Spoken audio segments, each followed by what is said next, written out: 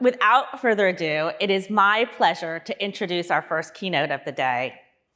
Anthropologie is a brand that I personally love. They've cultivated a loyal following with customers like me, but they've also been able to reach the next generation with innovative marketing strategies.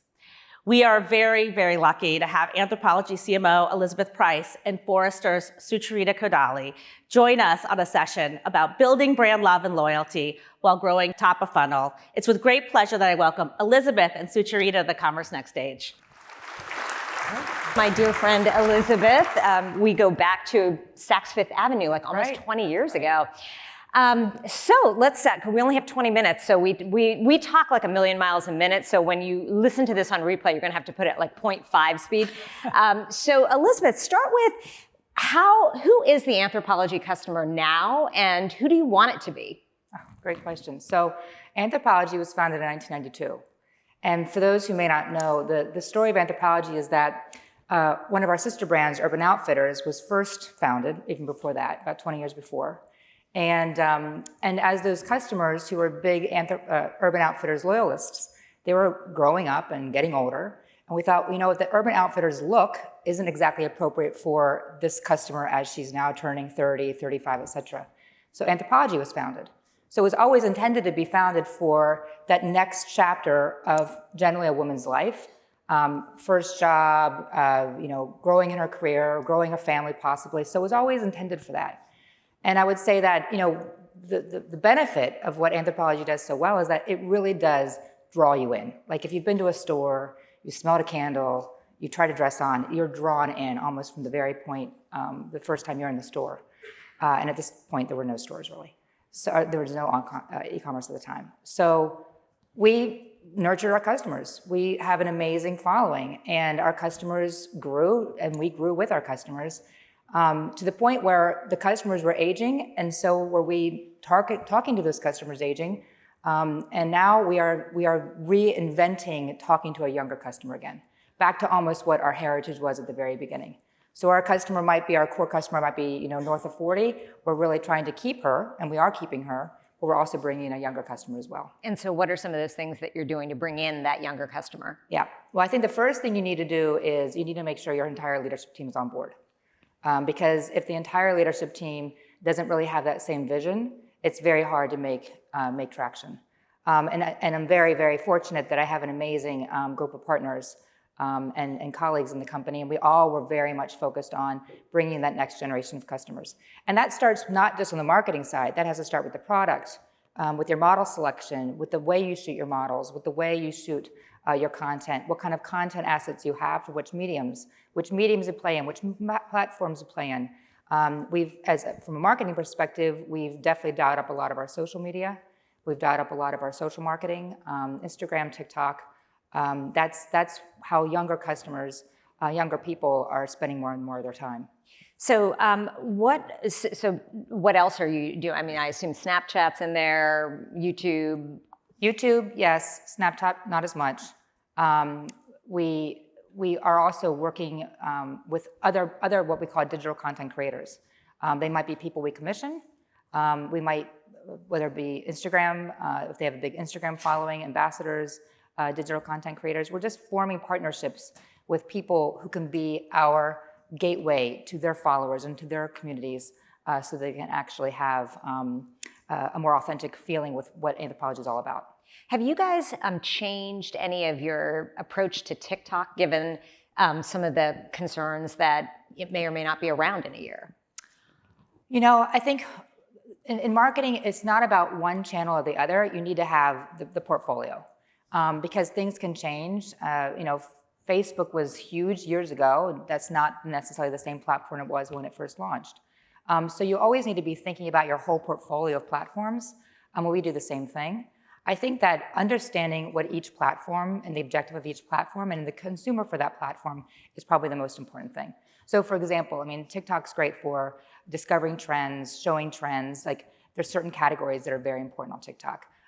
We've all seen, the quick recipe on TikTok or the new beauty trick and tip on TikTok, and those are the things that we tap into. Right? You said Excuse me? Weddings too, right? Weddings, wedding talk, hashtag wedding talk. So yes, there are all these ways to connect with the consumer. And they're different for each category, and they're different for each consumer. How did COVID impact apparel in your experience and in Anthropologie in particular? Oh my gosh, well, it's sort of scary when you're known for dresses and then no one's going out. So that's not an easy place to be. One of the things that's nice about Anthropologie is that it's a portfolio of products as well. So when some things are dialing up, like staying at home, loungewear, comfy, candles, those things were obviously part of our mix as well. So what we might have not necessarily gained with the consumer with going out dresses and cute, evening outfits, we were definitely gaining, and we could dial up in the more casual lifestyle. So we did that. I think important though, and if I look back and I think what did we do well, what did we do wrong, I think we went after the true athletic, a little bit too heavily at that point. And quite frankly, even though it was a huge growth in the market, Lululemon, Athleta, et cetera, it wasn't necessarily authentic to our brand. And customers who thought of us and knew of us as Anthropologie, they knew of us not for that apparel. And I think when you're trying to create stickiness with the consumer on something that's not necessarily what's core to you and authentic, I think that can be tricky. Now, fast forward, I do believe that customers want a more casual lifestyle. They want to live more comfortably and more casually at certain points in their day, their week, their life. But our version of that and what we've done is that we've changed that look from truly athletic, truly athletic wear to more what we call on the go. They're sort of on the go and they're, off to take the kids to school and then they're going to have a latte with their girlfriend. What's that look that's still chic and comfortable? It's not a dress necessarily, and it's not leggings and a tank top, but there's something in between. So that's our version of what that casual looks like. And that is resonating. So it's interesting that you said, kind of some of the things you guys leaned into, some of the things that may or may not have made complete sense, but that raises the question about resale and rental. There's the whole Nuuly business. How does Anthropologie fit into Nuuly? Great question. Well, Anthropologie is one of multiple brands that are part of Urban Inc. Urban Outfitters, Free People, Anthropologie, and Nuuly. Nuuly is our newest sister, if you will. And Nuuly is all about both renting and thrifting. So if we think about Anthropologie as part of a portfolio of multiple brands, we really want to speak to our consumer from, you think about high school and even pre-high school with Urban Outfitters. And you can think about them from graduating, if you will, to either Free People or Anthropologie. And then we went not just broadening that direction, but then we also broadened into how one can purchase. So we offer our consumer multiple ways to purchase within the portfolio. They can buy outright, they can, buy full on with a credit card, which I guess they can pay over time with the credit card.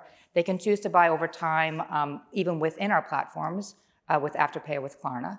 They could also choose to rent with Nuuly, and they can rent, 6 items a month for $98, or they could just buy on thrift, which we call Nuuly Thrift, and that is all about, basically the resale. And sharing, pre-loved goods, putting them back into the market. And actually, not only can you buy those goods on the Nuuly site, you can also buy those goods on sister sites, including ours. And those are not just the brands that you already see at Urban and Anthropologie, right? They're those brands, but other brands as well. Other brands as well. Yep. Great.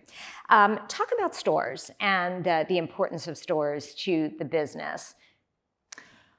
Well, stores. There's something magical about being in a place. I think about places in general, and that's where memories are made more often than sitting in front of your phone or your computer. If places were important, companies like Disney wouldn't exist the way it does now. So I think the place and making memories is important. Our stores, we put a huge premium on our store experience.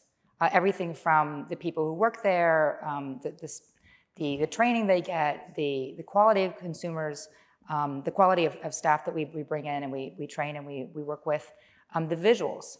We're constantly amazed if you ask our customers in focus groups, tell me about the first time you experienced Anthropologie. They will tell you, well, I was walking by a store and I saw this amazing display I could not believe, there was a denim giraffe. I'm like, yeah, denim giraffes don't usually come by the sidelines very often. So it was just like this fantastical experience that just doesn't, it's real, but it's not real. And as a company, we put a huge premium on creativity.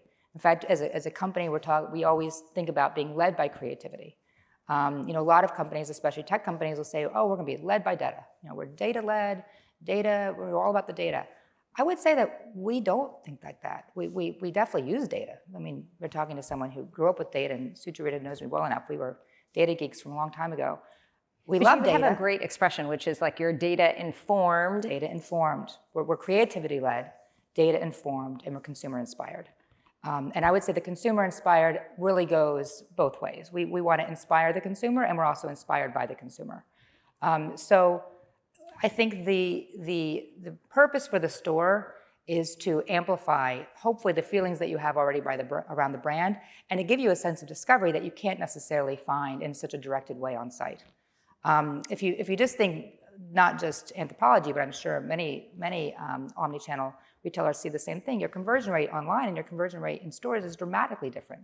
So that store experience adds value at some level to the overall, to your overall impression of a brand. I mean, it's a way that you can actually tell a story in a different way than you can online. The other thing it can do in a store environment that is harder to do online, it's not that it's impossible, but harder, is that it's a very fortunate type of brand because we're not a department store. We're not led by merchandise departments and classes and subclasses, et cetera. We are a specialty store, but we're a specialty store that has a range of products.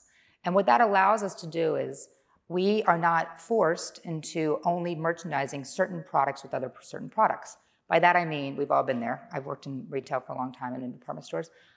God forbid you have a layers category merchandise with your scarves, because those are two different buyers. Like, oh my gosh, the customer might see it as the same thing, but no, you cannot, that real estate has to be reserved for just the layers and not the scarves person. So in our world, that doesn't matter because we're just thinking, how would the consumer experience this? So we would very easily take a department or take an area, part of the store that might be dresses. And in the dresses, we might throw in some, oh my gosh, look at these great books.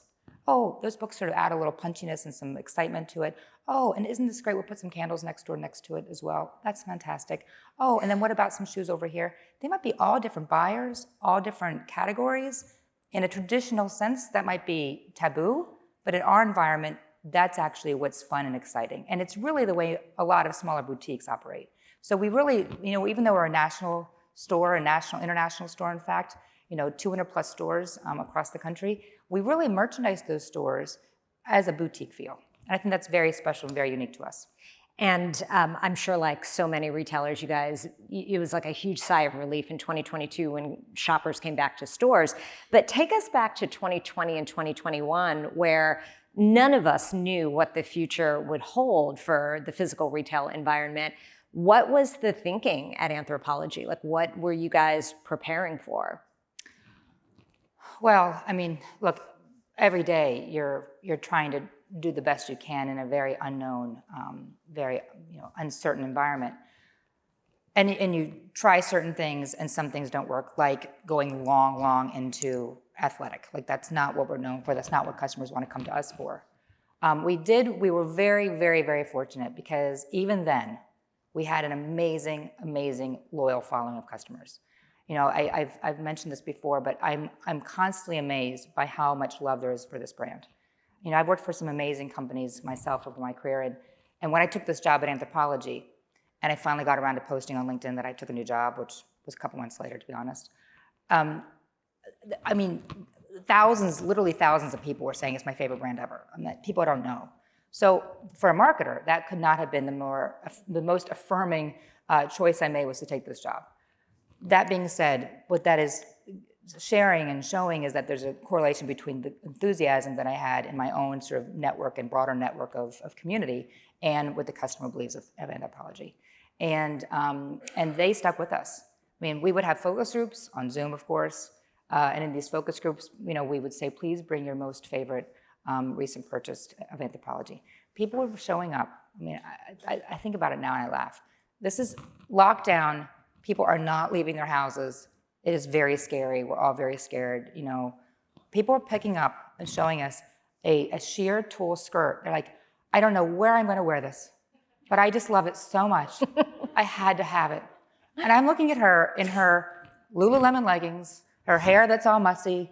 She, you know, I'm like, I don't know where you're going to wear it either, but like, I'm so glad you got it. And it is going to look great one day on you. So let's just hope for the future. So we had a very loyal following. They love us. They loved us then. They still love us, which was great. But the trick to this is you can't get too lazy. And it's so easy, I think, to just sort of rely on the customers who love us and rely on customers who love you anytime. If you're not constantly infusing new customers into your mix, you're not doing your job, to be honest. And we sort of took the stand of, yes, we got to keep loving our customers, showing them the love, but we also want to make sure that we're using this as an opportunity to build customer share and build market share. And how do we introduce Anthropologie to a new group of customers?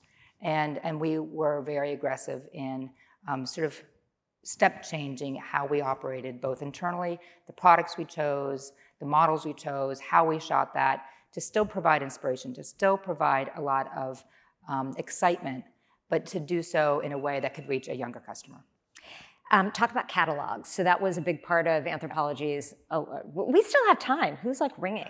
Catalogs. Someone else has another appointment. Okay, you can go now. Catalogs. Yeah. Catalogs. Well, you know, people think catalogs are dead. Well, I don't think the catalogs are dead. I think it's just another form of communication. You know, I think in today's world, it's about a portfolio of communication and plans.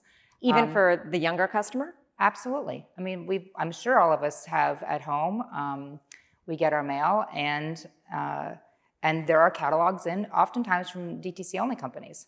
So I think that media in print tells a different story. I think that when Anthropologie first came around, the catalog was one of the only means you could actually connect directly with your consumer. And it made a lot of sense and what we were famous for. I think that nowadays, that's just one of many ways to connect with the consumer. And we think about a catalog as really deepening that relationship with some of our better consumers. Mm-hmm. How do they get broader into more categories within Anthropologie? Categories they may have not necessarily come to as their first category and how they first were introduced to the brand, but are still valuable categories for us and ones we want to introduce to the customer. AI. We haven't talked about it enough, so I'm kidding. But talk about, in your mind, where are the 2 or 3 biggest use cases for Gen AI for a marketer? Yeah. I mean, I think we're all at the beginning of our journey on this one. So there's there's the efficiency play, and then there's sort of like the creative play, if you will. And I would say both are creative, but you know, there's one on the efficiency side. The efficiency side is, how do you make sure, especially on your site, that you are optimizing keywords, search terms, et cetera? Like those are sort of the efficiency play. And that's important. And that can actually give you a far more successful experience as a consumer, because you can find your product much more easily.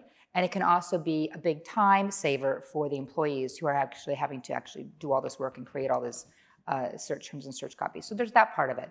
I think the part that's actually more interesting is sort of how you use these applications for the future.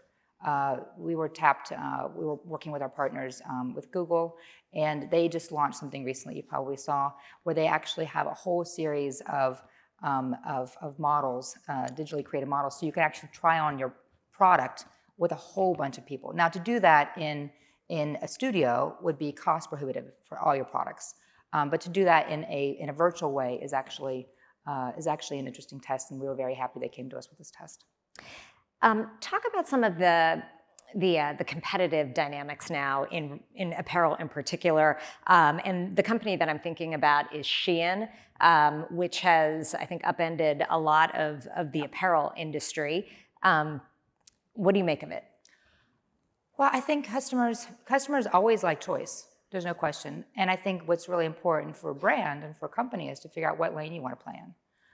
And we have always taken the position that we want to have a very inspirational, aspirational, curated assortment of highly desirable aesthetic. And that aesthetic may have changed. I think that 5 years ago, 10 years ago, we may not be selling the same types of things we sell now. I think our sensibility has definitely gotten a little younger and a little bit more modern, and that's great. But I think that what we've chosen to do is to not be, tens of thousands, hundreds of thousands of products at very, very low price points. And we've actually spoken to our customers, and you might think, these lower price points, a lot of customers may want to do that because it's much cheaper. Actually, some of our customers say, I would prefer to buy a higher quality product. I feel like it's, even if it's not claimed as a sustainable product or environmentally appropriate, the fact that it is a longer lasting and it's a better made product actually means it's not going to land in the landfill any sooner than other products. So I think that what's most important is sort of know who you are as a brand and make sure that comes through with everything you do. So we are out of time, but I want to leave you guys with 3 takeaways.